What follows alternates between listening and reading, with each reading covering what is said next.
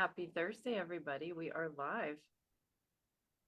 How are you, Dr. Campbell? Ooh, I'm so good. How are you guys? Fantastic. We had such an incredible call last week. Had so much feedback about that. People were asking questions. So I thought today we would just touch base a little bit and answer some more questions. I know you had more stuff to share. And we only have a certain amount of time because you doctors are always booked with patients. So I'm like, we'll just continue on next week. So I'm excited for today's call, you guys. And Dr. Campbell will get a little bit more about who she is and why you want to listen to what she has to say. But before we do that, I just want to read to you guys the medical disclaimer. And the information provided is for educational and informational purposes only and is not intended as medical advice. It is not a substitute for professional medical advice, diagnosis, or treatment. Always seek the advice of your physician or other qualified health provider with any questions you may have regarding a medical condition. It is never disregard professional medical advice or delay in seeking it because of something you have read or received from this content.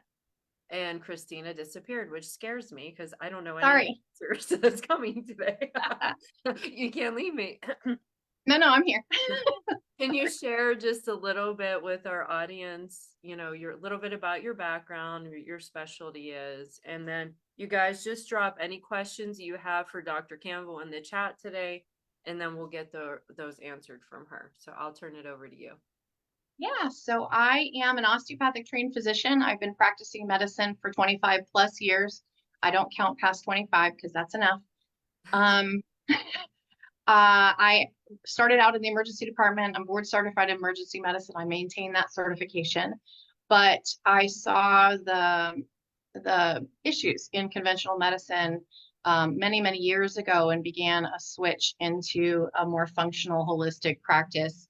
And I now have a functional medicine telehealth practice that I do my best to help people to reverse their dis-ease um, and help them find answers and natural methods to improving their health and well-being and vitality. And that's who I am. I love that. Thank you for sharing.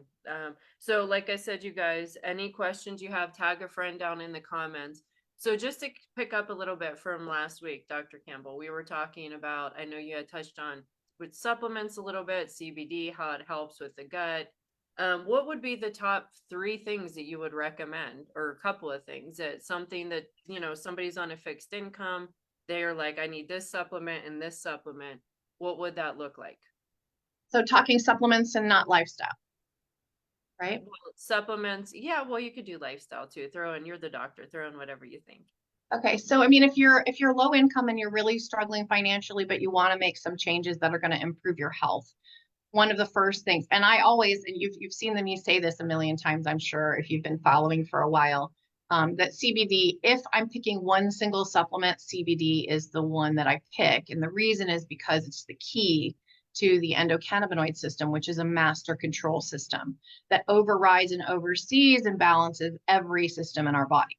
Every cell in our body has receptors for the endocannabinoid system. So the ECS system being a system of receptors, which are like the openings on the cell, proteins that lock into those openings, and then enzymes that break down those proteins. That is the system we're talking about. And it is present on all of our cells, on the outside of our body, as well as the inside of our body. And so that is always my go-to if I can only pick one. What I love about kokuavida's policies and principles and mission is that they really want to put this powerful tool in everyone's hands. And they have made partnerships with companies and labs and things to be able to reduce the pricing so that it's more affordable for most people. So if I'm picking one supplement, that's going to be the one. I would say to you, you need vitamin D. Vitamin D is another master hormone. It's not just a vitamin. We call it vitamin D, but it's actually a hormone. And it is created with using the cholesterol in your skin and sunlight. So it's free if you get out in the sun. And you guys know, let me look, my nickname when I was a kid was Sunshine. I have always innately known that the sun was a powerful thing for our health. I don't know how I've known that. I just did. And I thank God because I do firmly believe it's saved me a lot of pain and suffering in my life. Um, but sunshine is free. It's here for everyone. Without sunshine in your life, there would be no life on this planet without the sun.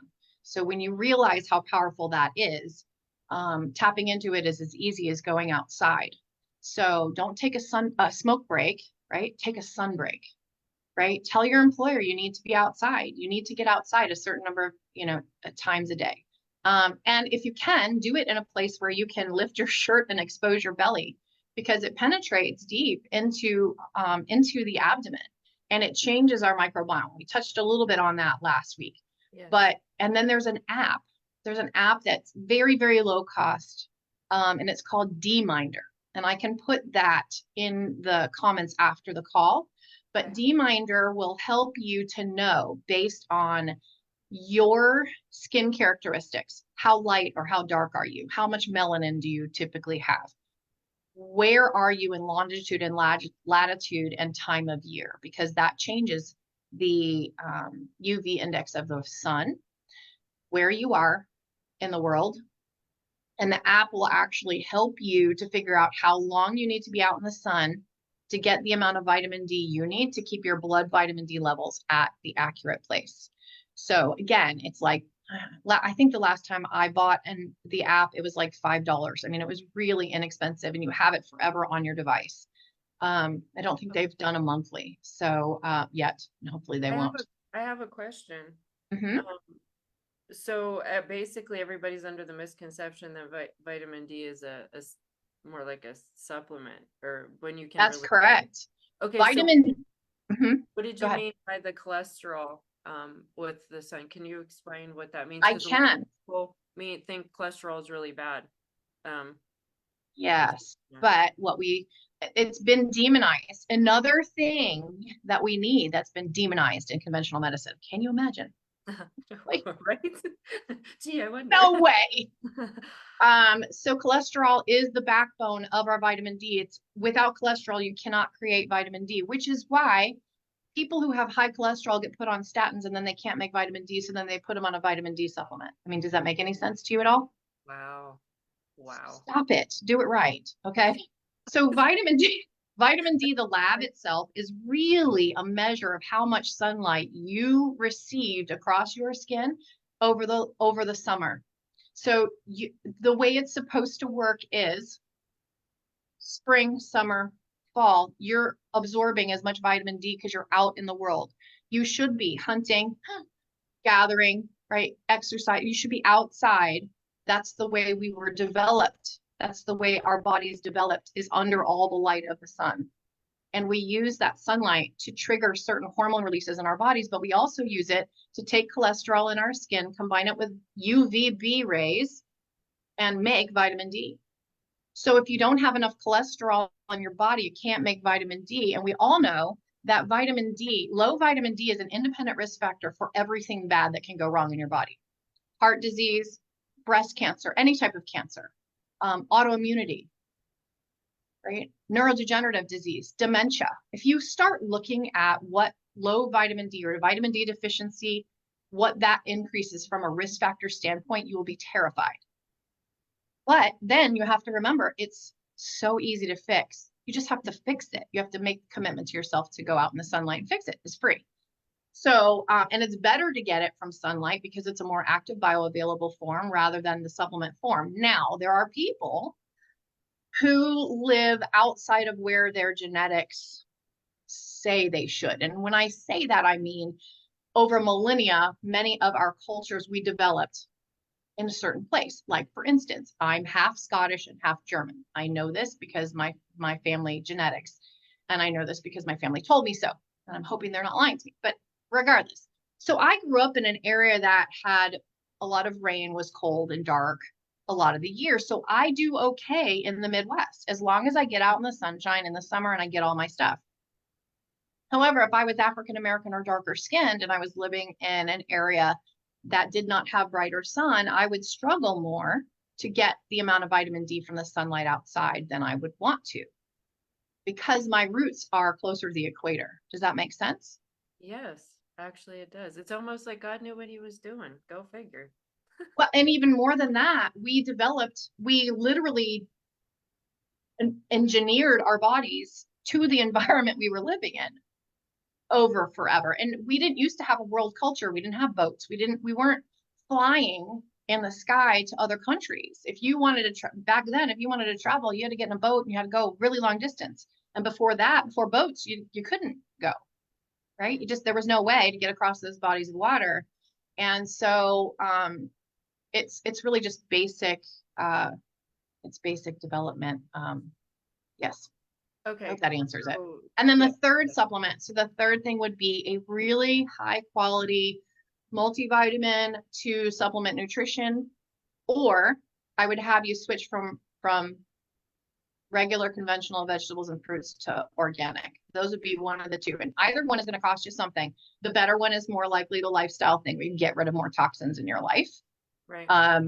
And you invest in a little bit higher cost on your produce, but you're going to get better quality and fewer toxins.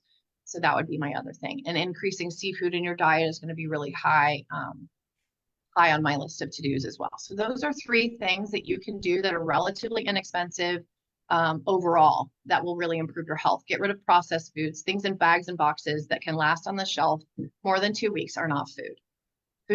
Food degrades because that's what it does. I mean, a real food doesn't last for 2 weeks on a shelf or 2 years, Right. right? It just doesn't. Now, if you're in a pinch and you're in a shelter because the world went crazy, right? MREs are on the table, but in everyday life, right? We need to eat healthy food, the type of food that our bodies developed over millennia to absorb and use the nutrients and to feed our healthy microbiome. So all the colors on your plate, healthy meats, certain amounts, and healthy fats. Fats don't make you fat. That's the other misconception. Fats don't make you fat. It's sugar that makes you fat, carbohydrates that make you fat. So, and when you understand that, so the way that we get our cellular energy is in a little organelle called the mitochondria. There are little battery packs in every cell. And I talk about them a lot because they really are an important piece of getting healthy. You have to have healthy mitochondria and you have to have enough of them because you can make more, which is great. And sunlight helps you do that, right? Oh, wow. Sunlight Okay. helps you do that. And then inside of those battery packs or inside the cells, we make something called ATP or adenosine triphosphate. That is our unit of energy. That every unit of energy or every unit of ATP is energy that our cells use. When you feed carbohydrates or proteins into that electron transport chain, you get 1/3 the number of ATP in that cell as you do if you put fat through it. So you actually get more cellular energy out of fat than you do out of protein and carbohydrates. And protein converts to carbohydrates in the body, just so you know. So if you are diabetic, for instance, I get a lot of these questions, and you're eating like a carnivore diet, you're still going to struggle with your blood sugar because you're still putting in a lot of protein, which converts into carbohydrates, which then requires insulin to, right? So if you understand how we metabolize our food, that's a huge piece of the puzzle. And then there you can, I can put this in the chat, but there's a list of healthy fats that I highly recommend. And then there's fats that are not healthy. They're highly processed. They create a lot of inflammation in the body. So it's important to understand what fats you should eat and use in your cooking and what fats you should not. Yes, I do have a question about that because there's always controversy about oils. And, growing up in an Italian household, olive oil was like the thing. What Yes. is the best oil and how do you know it's pure? Like what you're cooking with? Can you please share? I can, and that is an amazing question because olive oil is in fact one of the healthiest oils for us. It has a very high omega-3 index. It's amazing for your skin too, just so you know. Oh, So okay. yep. In Italy, maybe you don't know this because you said aha, but in Italy, a lot of the women will use olive oil on their skin. as That's, their moisturizer, if you will. yeah. It has a lot of anti-aging properties that are absorbed through the skin as well as the gut. The thing about olive oil is it should be a cold use oil. It should be used in salad dressings. It should not be heated up. If you heat it up past a certain amount, it actually creates a carcinogenic byproduct. And you don't want that. Whoops. Okay. Yeah, so don't heat your olive oil, first of all. Don't heat it. It should be used in salad dressings, or a drizzle over your dish is really good that way. I actually will drizzle it over a soup or over my dish, and it adds just like a little bit of that olive oil flavor. It's so good. And that's the healthier way to do it. And I make my own salad dressings. It's super easy to do. I can share a recipe too that will make it easy Oh, for you. share a So recipe. We could send that out in an email for the community. absolutely happy to do it. So the other thing with olive oil is, as far as companies go, there is a company called Casanandros, and I can put that I can put a link to the company in the comments later. If I forget, Sarah, please remind me. I will remind you because I want You it. can buy it in a huge vat, like a big thing, and it lasts a long time. It has a high shelf life because it's literally processed and then sold right away. So it doesn't sit on a shelf.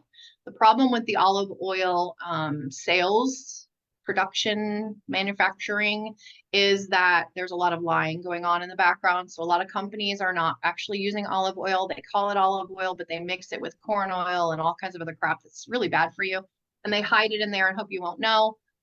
They keep the prices high, so they just have a huge margin of financial margin, but they're not actually helping you at all. So it's really important to have a high quality olive oil. Casanandros was the first really high quality company that I found and loved. But now, because I'm kind of an olive oil snob, I'm not Italian, but I really love it.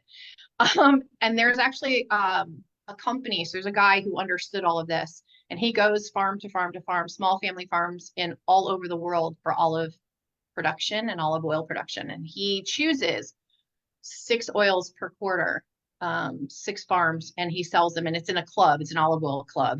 And it is fairly expensive, but it is worth it because it is the best olive oil I have ever had. It is off the charts. And I'm happy to share that too if you guys Yeah, want that. share that with us. What we have some questions coming in that I want to get to, but real quick before we jump over the questions, what oil would you use to heat up with? So we're not eating toxic oil when we cook.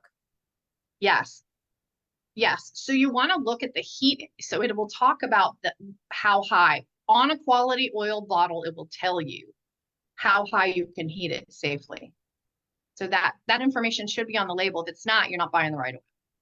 Okay. I personally love avocado oil because it's very mild. It doesn't really affect the flavor. It's got a phenomenal nutrient profile for you. And it's very easy to cook with. Sometimes if I want a more buttery flavor, I'll do half and half, a grass-fed, grass-finished butter along with my avocado oil. If you're in a pinch and you really want to cook with olive oil for whatever reason, you can do half and half with butter, and it will change the heat profile a little bit. You can get away with a little bit more, but it's not perfect. So it's better to do it right, but in a pinch, you could do that. Coconut oil is my other favorite. So I tend to choose oils based on the flavor profile for what I'm cooking. Right. Like if I'm doing a curry dish, I'm going to use coconut oil, right? Because it just blends in. Avocado, you don't really taste it, so you can do that for anything you want. Olive oil, again, I use that cold. And then lard. Like Americans lived on lard forever until they came up with ridiculous Crisco, which did you know is actually a gasoline petroleum byproduct? It was a byproduct of manufacturing that they wanted to monetize instead of throwing it away. That's what Crisco is. Please don't. Yeah, it's disgusting. No. Okay. Real bad. If y'all have Crisco, like throw it away. And then there is a company called Epic. They have a lot of these meat-based oils. So lard and chicken oil, duck oil. And these are some interesting things to play with too. If you really enjoy cooking and changing up flavor profiles, these are some fun things to do. And it changes up the nutrients that you're getting in your oil. Because just like everything else, when you want to see all the colors of your produce on the plate, because you get different nutrient profiles that way, it's the same thing with your oil selection. The more the different oils you're using, the more different nutrient profiles you're getting because it's coming from a different source. Oh, okay. So variety's good, guys. Hmm. Variety's good. I like Yep. that. Okay, And so frankly, I love a bacon grease too. So I will, as long as it's a high quality bacon product that doesn't have added sugar and isn't um, uh, nitrite, doesn't have a lot of the nitrites in it. Some, but not, some are natural, not added. You don't want them added. So there's some things that you can look at with bacon grease. But when I cook with that, I keep the oil and I put it in the fridge and then I use it for things. If I okay, want a bacony flavor, I add that. good for So. green beans, right? Okay, good. I have a question that came in from Sheila. How much does red light or infrared light therapy help with mitochondria? A ton. So mitochondria love red light. They love red light. It will help. They will absorb it. It will help, and they actually use it for energy. So we use sunlight through our mitochondria for energy. We essentially absorb the electrons. We also use it from grounding. So we can increase our cellular energy production by 2 to 3 times by putting our bare feet on the ground. We basically Wait, absorb can the you repeat electrons. that one more time? Yeah. So we will increase our cellular production of ATP in our mitochondria by 2 to 3 times, scientifically proven, by putting our bare feet on the ground. Because the earth is a giant magnet and we can use that electron energy. We absorb those electrons and throw them into our electron transport chain. So Wow, we absorb the photonic energy from the sun and we use the electrons from the ground and we basically plug ourselves in like a battery. And we use that energy for cellular energy. that's pretty So we're remarkable. like walking trees. Oh, I like that. I'll be a walking tree. That's why it's good to hug them sometimes, isn't it? And get that energy. That's right. And actually, and you can ground yourself. If it's a live tree with deep roots, you're going to be grounded. So you can put your hand on a tree that's live rather than being barefoot if you're in a place where barefoot is not awesome, like 20 inches of snow. Oh, I love that. Thank you for this call today, you guys. And we have a next call coming up. And it's going to be all about the chiral skincare technology. So join us for that. And Francie Willis will be here, and we're excited for that. Dr. Campbell, this was an incredible call. Drop those few links, and you guys, you could check out what she was talking about today. And I hope you all have a wonderful Thursday. Bye bye. Awesome. Bye, everybody.